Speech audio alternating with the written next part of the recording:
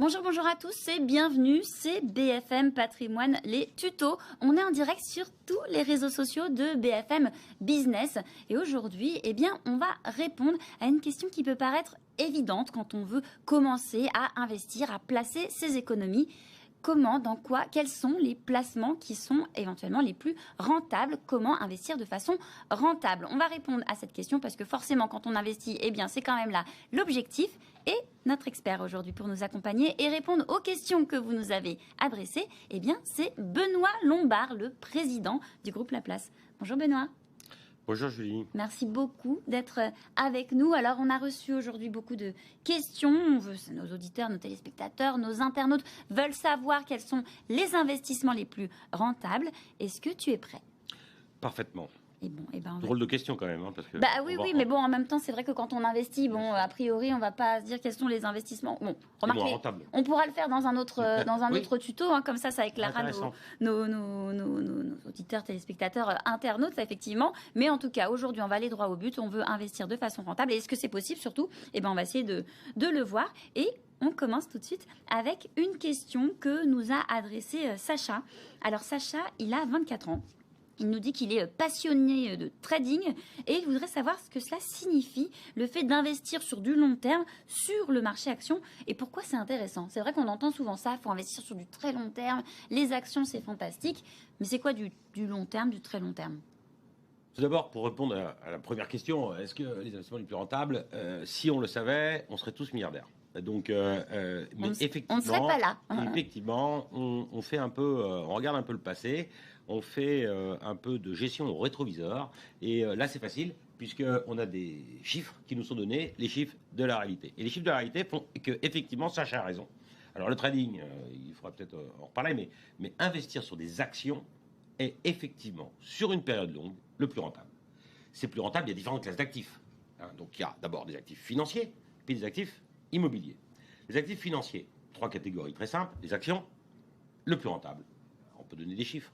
Oui, on veut des chiffres. Sur 30 ans. Combien on va gagner? Sur 30 ans.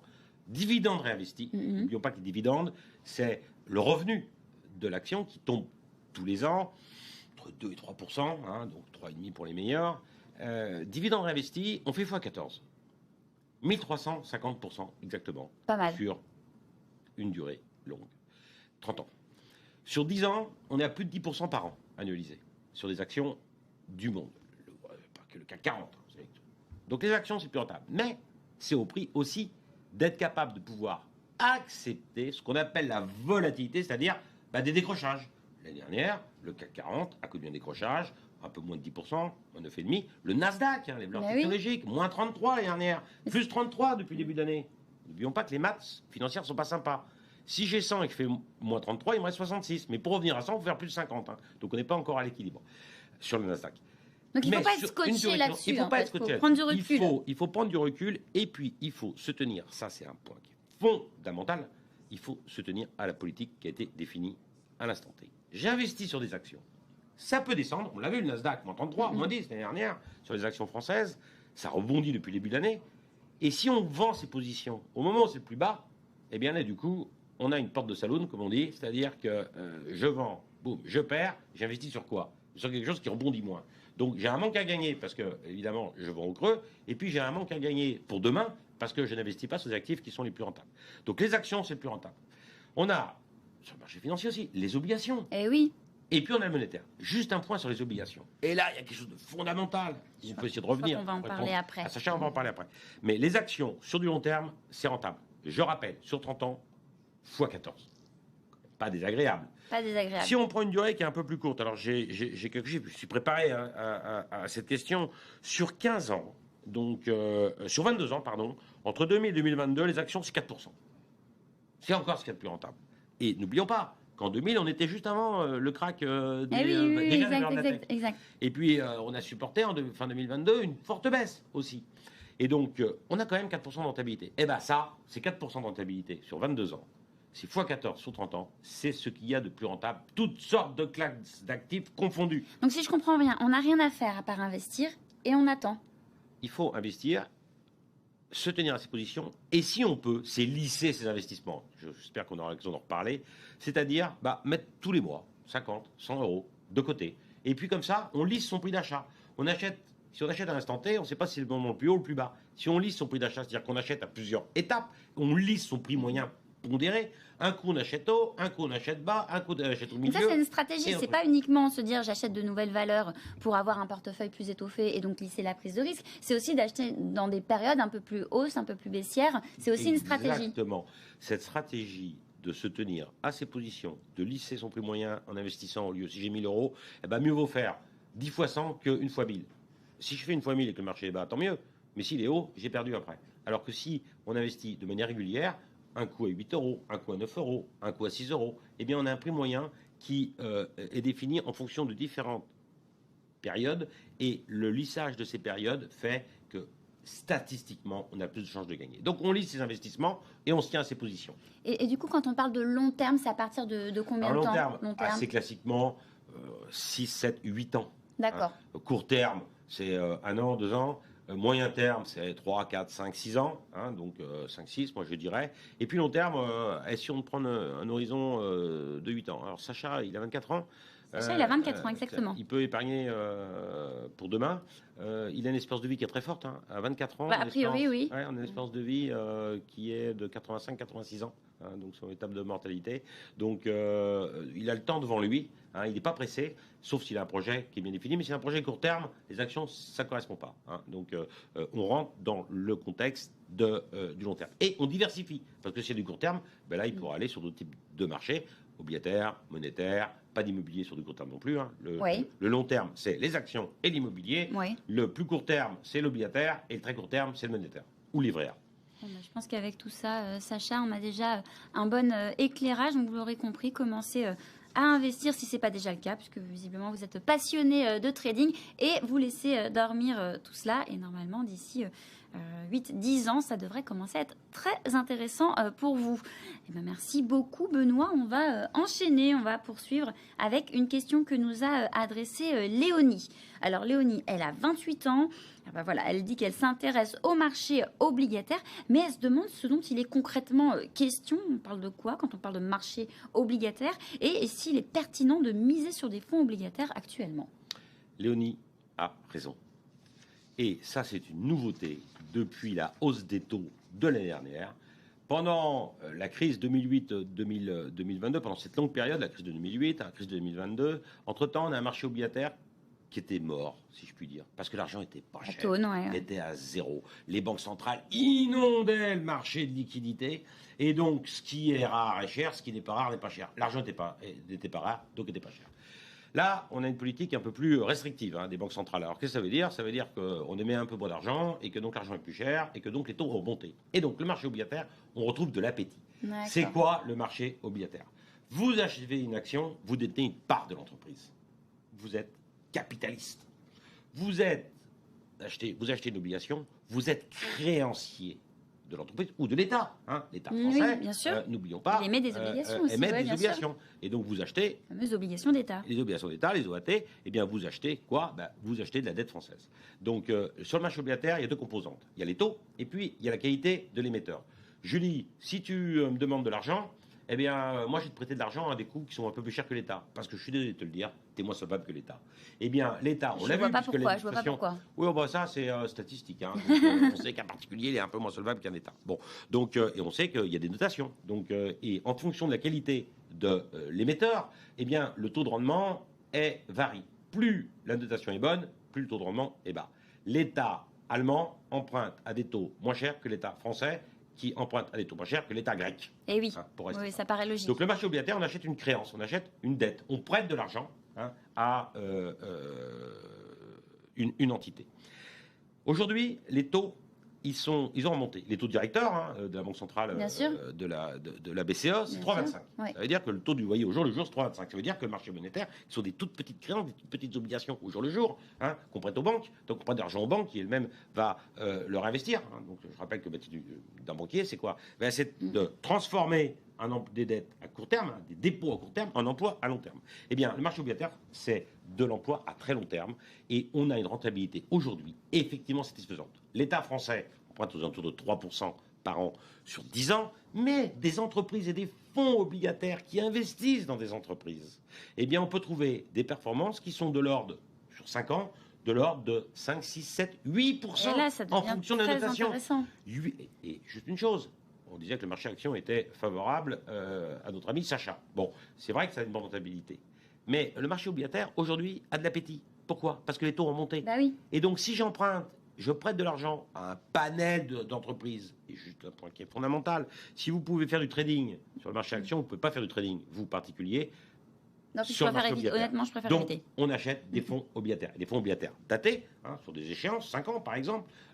Là, on a des horizons qui sont 2027. Quand on achète des fonds obligataires, on passe par la banque, le CGP. Alors, Qui on passe toujours par son CGP parce que c'est le meilleur des conseillers. Donc, oui, en plus, pourquoi on passe par un CGP? Parce que finalement, il a un panel de produits. Mais parce que le CGP, il n'est pas estampillé auprès d'une banque. Le CGP, il ne vend pas les produits qu'il crée, il vend les produits que créent les autres. Il va chercher le meilleur. Et il va chercher le meilleur. Donc, c'est pour ça qu'on passe par un CGP. Donc, ça, c'est un point qui est ça, faudra qu'on fasse un tuto spécial CGP. Quel est l'intérêt J'achète. CGP versus notre ami Léonie, elle peut acheter un fonds obligataire daté, donc horizon 2027, avec des bonnes obligations, on peut avoir des 5-6%, avec des obligations qui sont émises par des entreprises qui sont un tout petit peu moins bien notées, on peut viser du 7-8%. 7-8% par an, avec une échéance qui nous est donnée en 2027. Franchement, Léonie, très bonne idée les fonds obligataires, très bonne idée les fonds obligataires datés. Il y a pléthore de solutions, puisque je rappelle que le marché obligataire est 100 fois plus profond que le marché des actions. Donc il y a le choix. Donc il y a des opportunités. Mais vous ne pouvez pas les acheter en direct. On est obligé de passer par des fonds, par des spécialistes qui eux-mêmes ont accès à des brokers qui font tu veux acheter, Julie, des obligations, moi, Benoît, je veux t'en vendre. On passe par un broker qui nous met en relation et puis on achète les obligations. En même temps, mieux vaut passer par un spécialiste, surtout quand on n'a pas le temps, surtout quand c'est pas son métier, qu'on n'a pas le temps de s'y consacrer. Bon, je pense que là, on n'a que des questions aujourd'hui d'internautes, qui sont quand même avisés sur ces sujets. On va poursuivre avec une question d'Aïdan. Alors, Aïdan, il a 35 ans et il aimerait savoir quels sont les placements qui disposent du meilleur rapport rendement-risque dans l'absolu. Alors, c'est vrai qu'on entend souvent cette notion de rapport rendement-risque. Ça veut dire quoi concrètement? Ça veut dire que l'orthodoxie financière veut que plus je prends du risque, meilleur le rendement sera. Ça, c'est dans les livres. L'orthodoxie. Ça veut donc dire, concrètement, que si j'achète des actions, je sais que ça peut fluctuer. Rappelons-nous, moins 10 l'année dernière, plus 11-12 cette année. Donc, mais ça fluctue. Ça s'appelle la volatilité. C'est les écarts types par rapport à une droite. Vous prenez une droite, un point 1, un point 1. Le plus court chemin d'un point à un autre, c'est la ligne droite. Le marché action, il ne connaît pas la ligne droite. Ça veut dire qu'il y a des vicissitudes, ça monte, ça descend. D'où le fait qu'il va mieux pas trop le regarder, parce que parfois, ça peut être un peu stressant. D'où la raison pour laquelle il faut lisser ses investissements, d'où la raison pour laquelle il faut diversifier ses investissements, d'où la raison pour laquelle il faut avoir cet horizon de gestion qui est important. Donc le rendement risque, c'est quoi? Plus prends du risque, meilleur le rendement sera. Ça, c'est ça, la quintessence même de ce qu'on retrouve dans l'orthodoxie financière. Le marché monétaire, il n'y a pas de risque. J'ai du 3% actuellement, c'est pas mal, 3% quand même. Le livret A, j'ai pas de risque, j'ai du 3% aussi. Mais du coup, c'est difficile, parce que ça dépend du profil de la personne, de se dire, ça dépend de la personne, de se dire quel est le rapport rendement-risque qui sera le plus adapté à ma situation. Alors là, il faut revenir à de la pédagogie de base. Allez, je définis mon horizon de gestion. Je définis mon appétence au risque. Si le marché a de la fièvre, est-ce que je vais le supporter? Ou est-ce que je vais trop me gaver de Doliprane ou d'aspirine qui vont faire qu'à un moment donné, je vais être un peu éteint? Donc, comment je me positionne?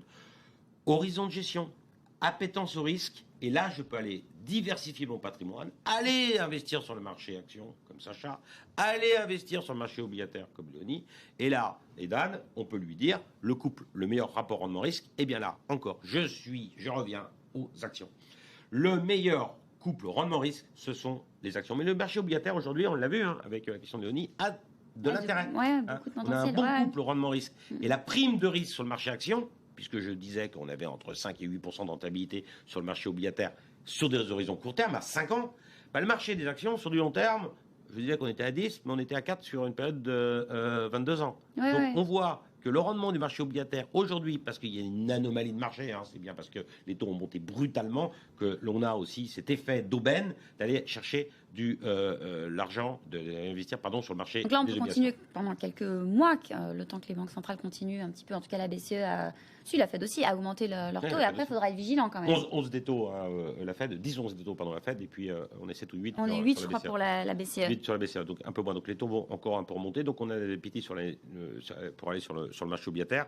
Donc j'allais dire, dans l'absolu, le meilleur placement, si on prend en considération le couple rendement-risque et que ça s'inscrit dans cet horizon de gestion, c'est les actions. Mais aujourd'hui, là, en 2023, le 28 juin 2023, on a une anomalie. Le marché obligataire est très intéressant. On a un couple rendement-risque exceptionnel.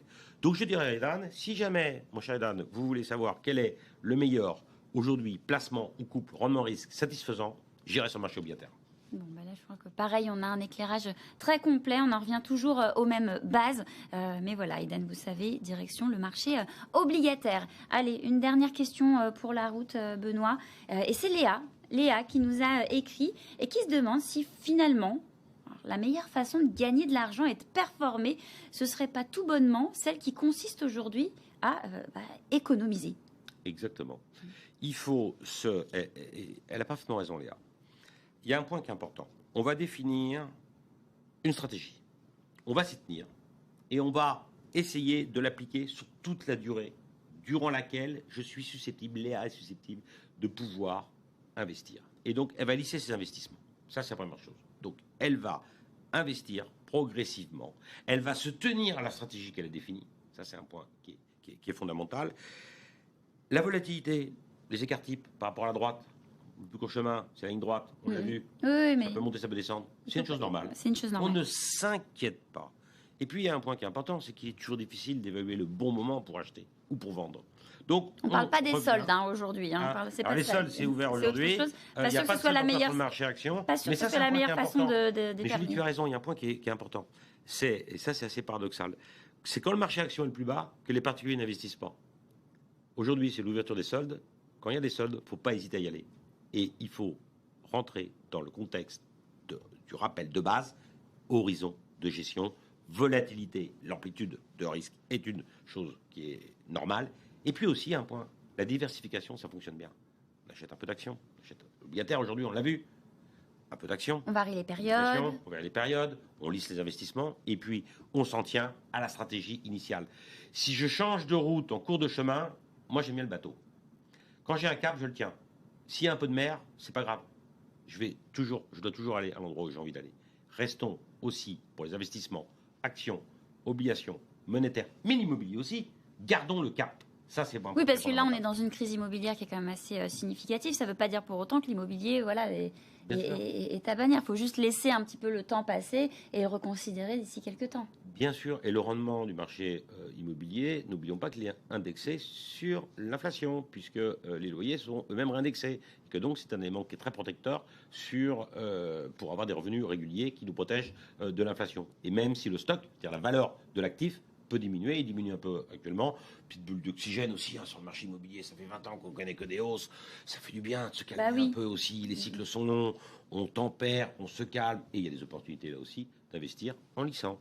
Je crois que ça faisait depuis 2010 que le marché immobilier n'avait pas stagné en tout cas, donc effectivement on a le temps de voir en tout cas, on est bien sûr, et puis surtout depuis 2000, parce que 2000-2008 était une période qui était sympa, 2000-2010 c'était un peu plus compliqué, mais si on prend la période 2000 à 2022, sur 22 ans, le marché immobilier a cru de manière exponentielle et bien au-delà, bien évidemment, de l'inflation. Donc quand même un point aussi à considérer, puis on le sait pour l'immobilier, c'est quand même l'emplacement. Quand vous décidez d'investir, il n'y a pas que ça ? Non, il y a l'emplacement. Ah oui, voilà, 4 emplacements. Bon là, au moins, on l'aura rappelé. Merci beaucoup, Benoît, d'avoir été avec nous dans ce BFM Patrimoine, les tutos. Merci à tous de nous avoir adressé vos questions et on se retrouve très bientôt parce qu'on a encore plein de sujets à couvrir, on l'a vu aujourd'hui. Très bonne après-midi à tous.